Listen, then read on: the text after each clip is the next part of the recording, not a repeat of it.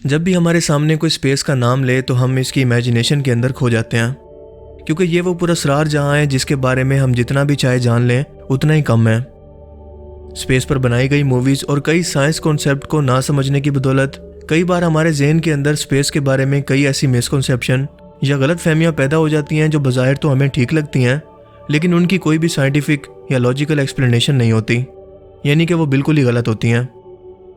और आज की इस वीडियो के अंदर हम इन्हीं कन्फ्यूजन्स के बारे में या मिसकॉन्सेप्शन के बारे में जानेंगे और स्पेस के बारे में आपकी ऐसी हैरत अंगेज़ गलत फहमियों को दूर करने की कोशिश करेंगे जो यकीनन आप कभी भी मिस नहीं करना चाहेंगे।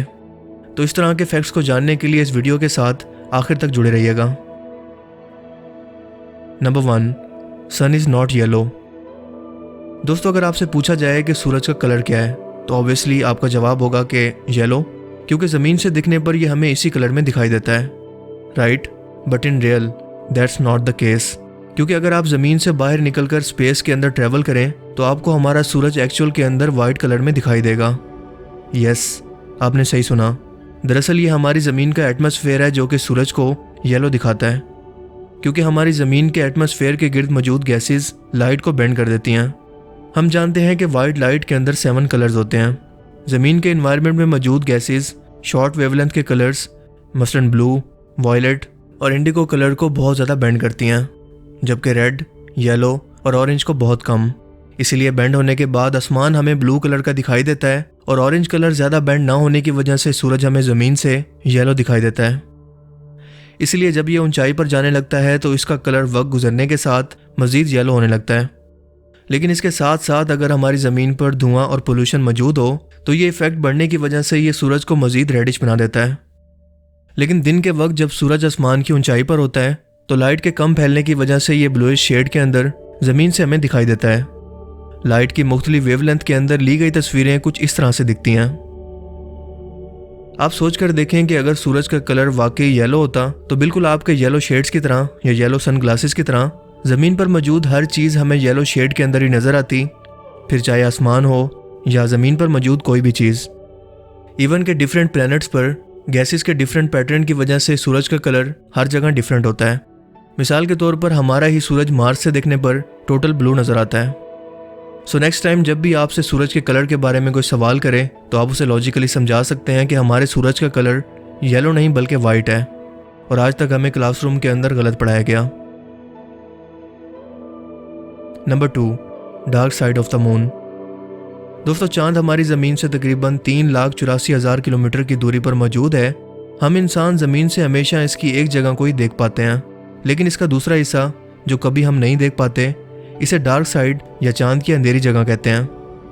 जैसे कि नाम सुनकर ही लगता है कि वहाँ रोशनी का कोई नामो निशान मौजूद नहीं होगा, हर तरफ यहाँ पर बिल्कुल अंधेरा होगा, जैसा कि अक्सर मूवीज़ के अंदर भी हमें दिखाया जाता है। लेकिन ऐसा बिल्कुल नहीं है, क्योंकि एक्चुअल के अंदर चांद के पूरे हिस्से पर सूरज की एक जैसी ही रोशनी पड़ती है, लेकिन रोटेशनल सिंक्रोनाइज की वजह से हम इंसान हमेशा इसकी एक साइड को ही रोशन देख पाते हैं, जबकि इसका दूसरा हिस्सा ज़मीन से दिखने पर हमेशा हमें अंधेरे के अंदर डूबा हुआ नज़र आता है। चांद को हमारी ज़मीन के गिर्द चक्कर लगाने में तकरीबन 28 दिनों का वक्त लगता है और अपने एक्सिस पर घूमने में भी ये तकरीबन इतना ही वक्त लेता है, यानी चांद का एक दिन ज़मीन के 28 दिनों के बराबर है, जिसका मतलब ये है कि इन 28 दिनों के अंदर 14 दिन चांद के एक हिस्से पर रोशनी जबकि दूसरे हिस्से पर हमेशा अंधेरा रहता है। इसी तरह से बाकी 14 दिन के अंदर इसके दूसरे हिस्से पर अंधेरा रहता है और पहले हिस्से पर रोशनी, बिल्कुल ऐसे ही जैसे हमारी ज़मीन पर 12 घंटे दिन और 12 घंटे की रात रहती है, लेकिन सूरज की रोशनी पूरी ज़मीन पर एक जैसी ही पड़ती है। इसलिए हमेशा चांद की जो साइड ज़मीन की तरफ रहती है वो रोशन रहती है, लेकिन इसका ये मतलब हरगिज़ नहीं है कि दूसरी साइड हमेशा अंधेरे में डूबी रहती है। चांद के दोनों हिस्से रोशन रहते हैं, लेकिन स्पेस में जाने पर हम चांद को मुकम्मल तौर पर रोशन देख सकते हैं। हाल ही में इंडिया ने अपना जो चंद्रयान मिशन चांद की सतह पर भेजा, इसे भी चांद के डार्क साइड पर उतारा गया, लेकिन एक्चुअल के अंदर ये साइड डार्क साइड नहीं है, बल्कि इस वक्त ज़मीन से हमें देखने पर अंधेरे में डूबी नजर आ रही है। इसके अलावा चांद के बारे में एक मिथ ये भी है कि चांद ज़मीन से इतना करीब है कि आसानी से हम इंसान इस पर पहुंच सकते हैं। जैसा कि हम अक्सर एनिमेशन के अंदर देखते हैं कि चांद ज़मीन से कितना करीब होकर घूम रहा है, लेकिन एक्चुअल के अंदर ये डिस्टेंस कितना ज़्यादा है इसे इस मिसाल से समझ लें कि आज के दौर के अंदर बोइंग 747 जहाज़ को, जो कि एक पैसेंजर प्लेन है, अगर इसको किसी तरह से चांद की सतह पर रवाना कर दिया जाए तो इसे चांद की सतह पर पहुंचने के लिए 17 दिन का वक्त लगेगा, क्योंकि चांद ज़मीन से एक्चुअल के अंदर इतना दूर है। Number 3, sun is on fire. जब भी हम सूरज की कोई तस्वीर देखते हैं तो हमें ऐसा लगता है कि यह आग का बहुत बड़ा गोला है जो कि जल रहा है, क्योंकि इसी की वजह से हमें ज़मीन पर गर्मी और रोशनी मिलती है, जो कि हम समझते हैं कि जाहिर है कि आग के जलने की वजह से ही पॉसिबल है। लेकिन एक्चुअल के अंदर सूरज कोई आग का जलता हुआ गोला नहीं है, बल्कि गैसेस का बना एक बहुत बड़ा गोला है जो कि अपने कोर के अंदर या अपनी तह के अंदर होने वाले न्यूक्लियर फ्यूजन रिएक्शन की वजह से मुसलसल जल रहा है, क्योंकि ये हर second 700 million ton hydrogen gas को 693 मिलियन टन हीलियम गैस के अंदर बदल रहा है। और जब ये प्रोसेस होता है तो एनर्जी गैमा रेज की सूरत में खारिज होती है, जो फिर लाइट में बदलती है और पूरे सोलर सिस्टम तक फैलती है। यानी इस प्रोसेस की मदद से ये हीट और रोशनी को पैदा करता है, जो कि इसकी कोर के अंदर हर सेकंड हो रहे हैं। लेकिन ज़मीन की तरह कंबस्शन या किसी चीज़ को जलाने के लिए सूरज पर ऑक्सीजन या ईंधन का कोई अमल दखल नहीं है। 4 अरब सालों से सूरज इस न्यूक्लियर फ्यूजन रिएक्शन की वजह से जलकर हम इंसानों को ज़मीन पर रोशनी और हीट को पहुंचा रहा है, इसलिए ये ज़मीन पर जलने वाली आग से बिल्कुल मुख्तलिफ है। Number 4, mercury is the hottest planet.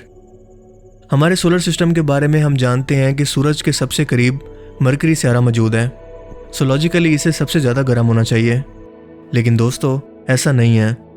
सूरज का किसी भी प्लैनेट से दूर या नज़दीक होना इस प्लैनेट के टेम्परेचर को मेंटेन करने के अंदर कुछ ज़्यादा हेल्प नहीं करता, क्योंकि वीनस, जो सूरज से दूसरा करीब तरीन प्लैनेट है, इसे सोलर सिस्टम के सबसे ज़्यादा गर्म प्लैनेट होने का रिकॉर्ड हासिल है। और ऐसा मुमकिन होता है इसके एटमॉस्फेयर या बैरोनी माहौल की बदौलत, क्योंकि इसके एटमॉस्फेयर के अंदर ज़्यादातर कार्बन डाइऑक्साइड और नाइट्रोजन के भारी बादलों का एक जाल मौजूद है, जो सूरज की हीट और रेडिएशन के दाखिल होने के बाद इन्हें बाहर नहीं निकलने देता, जिसकी वजह से वीनस एक तंदूर या एक भट्टी के अंदर बदल जाता है, जिसे ग्रीन हाउस इफेक्ट भी कहते हैं।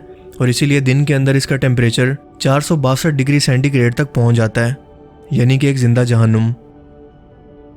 Number 5, space pen. मशहूर अमेरिकन ड्रामा सीरीज जो कि 1999 के अंदर पब्लिश की गई, जिसका नाम था द वेस्ट विंग, इसमें दिखाया गया है कि नासा के साइंटिस्ट ने कई मिलियन डॉलर खर्च करने के बाद एक ऐसा स्पेस पेन तैयार किया जिससे वो जीरो ग्रेविटी पर किसी भी एंगल पर स्पेस के अंदर लिख सकते हैं। We spent millions of dollars developing a pen for the astronauts that would work in zero gravity. You know what the Russians did? Even के बॉलीवुड फिल्म 3 इडियट्स के अंदर भी इसी को रेफरेंस के तौर पर दिखाया गया। ये एस्ट्रोनॉट्स पेन है। स्पेस में फाउंटेन पेन, बॉल पेन कुछ नहीं चलता, तो लाखों डॉलर खर्च करने के बाद साइंटिस्ट ने ऐसा पेन इजाद किया जिससे कोई भी एंगल, कोई भी टेम्परेचर, जीरो ग्रेविटी में हम लिख सकते हैं। सर, स्पेस में फाउंटेन पेन, बॉल पेन चलता नहीं है, तो एस्ट्रोनॉट्स ने पेंसिल का इस्तेमाल क्यों नहीं किया? लाखों डॉलर बच जाते सर।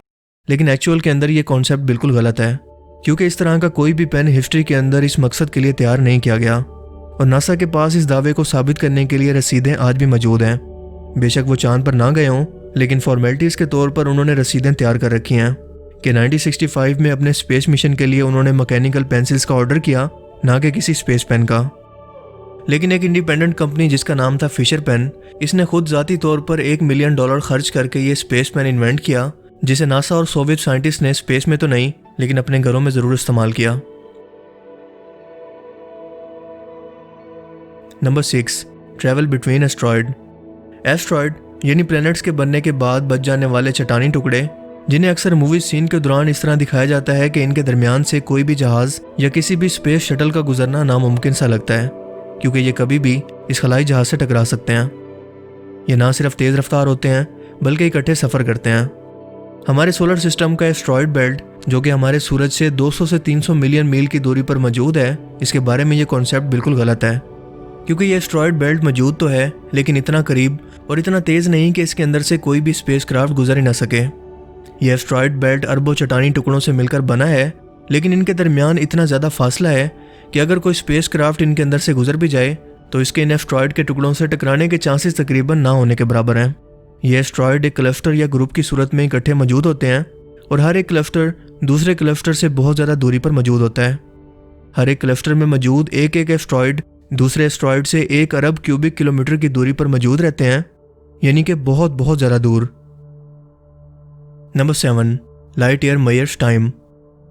आमतौर पर लाइट ईयर को टाइम को नापने का स्टैंडर्ड माना जाता है, यानी लाइट जो एक सेकंड के अंदर 3 लाख किलोमीटर पर सेकंड की रफ्तार से 1 साल तक सफ़र करती है, इसे 1 लाइट ईयर कहते हैं। लेकिन ये टाइम को नापने का स्टैंडर्ड नहीं है, बल्कि ये स्पेस में डिस्टेंस या फासले को नापने का स्टैंडर्ड है। और एक लाइट ईयर का फासला तकरीबन 95 खरब किलोमीटर तक होता है। Number 8, people will explode in space. ये सच है कि हमारी स्पेस तकरीबन बिल्कुल वैक्यूम या खाली है और इंसान इसके अंदर चाह कर भी कुछ मिनट से ज़्यादा सर्वाइव नहीं कर सकते। लेकिन ऐसा बिल्कुल नहीं है कि स्पेस में बिना हिफाजती सूट के निकलने पर इंसान की बॉडी फट जाएगी या एक्सप्लोड हो जाएगी, जैसे कि आमतौर पर लोग समझते हैं। लेकिन एक्चुअल के अंदर ऐसा बिल्कुल नहीं है, क्योंकि हमारी इंसानी स्किन इस तरह के एक्सप्लोड से बचाने के लिए बहुत ज़्यादा टाइट है।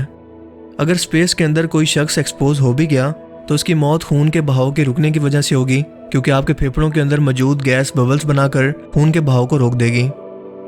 इसके अलावा स्पेस में प्रेशर नहीं है, सो बॉइलिंग पॉइंट आपकी बॉडी पर असरअंदाज हो सकता है, जिसका मतलब यह है कि स्पेस के अंदर अगर आपका सलाइवा या ब्लड एक्सपोज हो गया तो वो फ़ौरन से पहले बॉयल होना शुरू कर देगा। यहाँ आमतौर पर वैक्यूम की वजह से टेम्परेचर -455 डिग्री फ़ारेनहाइट यानी -270 डिग्री सेल्सियस तक रहता है। Can you imagine? लेकिन जैसे जैसे हम स्पेस के अंदर सूरज जैसे किसी सितारे के करीब होते जाएं, ये टेम्परेचर 120 डिग्री सेल्सियस तक या बॉइलिंग टेम्परेचर को भी पहुंच जाता है। तो आज की वीडियो में सिर्फ इतना ही। आप इनमें से कितनी स्पेस मिथ्स पर यकीन करते थे और क्यों, मुझे कमेंट सेक्शन में ज़रूर बताइएगा। और अगर आपको ये वीडियो अच्छा लगा तो इसे लाइक कीजिए और मज़ीद इस तरह की स्पेस वीडियोस के लिए इस चैनल को ज़रूर सब्सक्राइब करें। अब मैं मिलूँगा आपसे एक नई इंटरेस्टिंग वीडियो में। तब तक के लिए अपना बहुत सा ख्याल रखिएगा। Thanks for watching this video. अल्लाह हाफिज़।